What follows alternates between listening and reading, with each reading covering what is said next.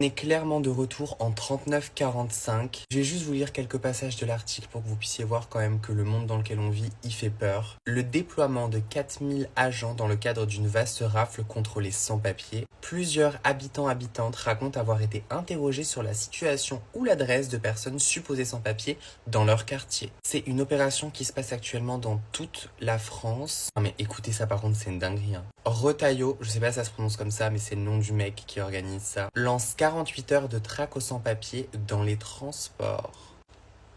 Donc là, on va devoir se retrouver à collaborer ou non, pour dénoncer ou non, ou pourrait possiblement se cacher des personnes qui n'ont pas les papiers. Je trouve ça dingue. Je sais pas ce que vous en pensez, mais je trouve ça dingue. Le fait que pas tous les hommes soient égaux en 2025, ça me pose un énorme problème. Sans parler de l'inégalité homme-femme, ça c'est un autre débat. J'ai l'impression que depuis que le confinement s'est terminé, les mentalités ont vachement régressé et qu'on est littéralement en train de remarcher sur nos pas, de refaire les mêmes erreurs que dans le passé. Là, je vous parle pas encore de tout ce qui se passe dans le monde actuellement et qui fait extrêmement peur. Moi voilà, mon but sur TikTok, ça a toujours été de vous divertir. C'est vrai que je prends très peu position sur ce qui se passe, que ce soit en termes de politique ou même ce qui se passe dans le monde. Parce que sans vous mentir, je me renseigne pas. Moi, je fais partie de ces personnes qui préfèrent vivre dans le déni. Ça me fait peur, donc je préfère pas me renseigner. Je sais ce qui se passe, je sais de quel côté je me situe, je sais ce qu'il y a à boycotter ou non. Enfin voilà.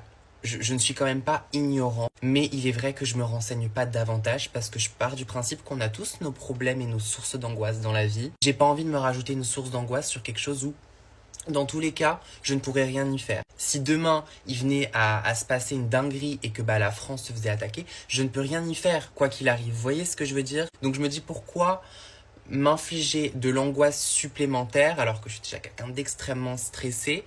Mais là, c'est vrai que quand on voit toutes ces actualités, ça peut faire peur. Et mon but sur les réseaux, c'est vraiment, l'espace de quelques instants, vous faire rire et vous faire oublier un petit peu ce qui se passe. Et là, c'est vrai que je ressentais ce besoin de prendre la parole. Je trouve ça tellement triste, c'est tellement de l'inégalité. Sur ce, guys, je vous souhaite quand même de prendre soin de vous. Faites attention à vous. Faites attention également aux informations que vous consommez sur les réseaux. Sachez que pas tout est vrai. C'est vrai que c'est hyper important de faire la distinction entre les informations que vous recevez parce que votre petit cerveau, des informations, il en reçoit des millions toutes les secondes. Alors imaginez si en plus de ça, vous scrollez sur TikTok, votre cerveau, il reçoit encore plus d'informations. Et elles sont pas toutes vraies. Sur ce, je vous fais plein de gros bisous. Prenez soin de vous. Et je vous dis à très vite pour de nouvelles vidéos.